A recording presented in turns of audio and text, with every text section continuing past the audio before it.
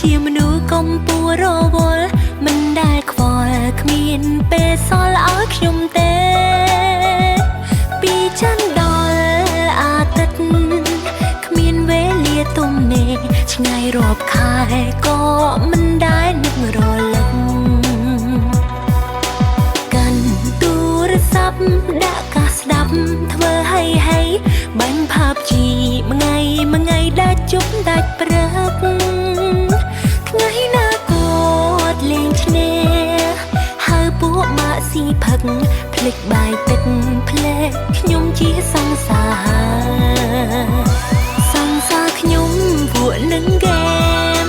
គាត់ស្រឡាញ់ហ្គេមខ្លាំងជាងសង្សា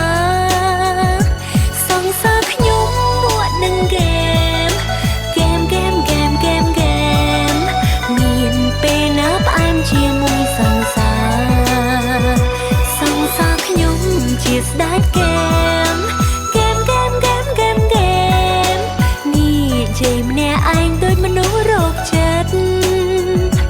សង្សារខ្ញុំជាស្ដេចហ្គេមសុំនៅម្នាក់ឯងហើយបែកគ្នាចោល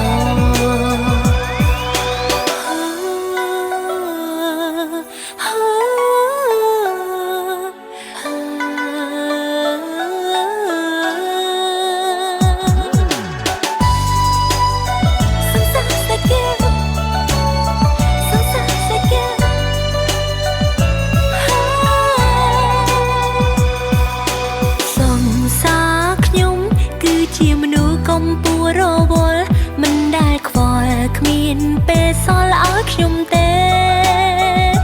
ពីច័ន្ទដល់អាទិត្យគ្មានវេលាទំនេរឆ្ងាយរាប់ខែ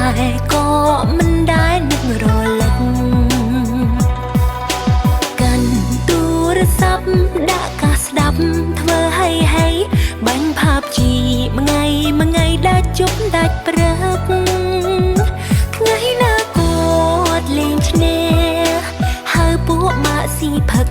ភ្លេចបាយទឹកភ្លេចខ្ញុំជាសង្សារខ្ញុំពួកនឹងហ្គេមគាត់ស្រឡាញ់ហ្គេមខ្លាំងជាងសង្សារខ្ញុំពួកនឹងហ្គេម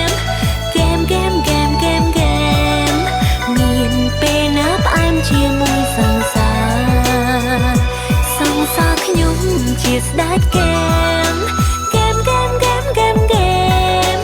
នេះជ័យម្នាក់ឯងដូចមនុស្សរោគចិត្ត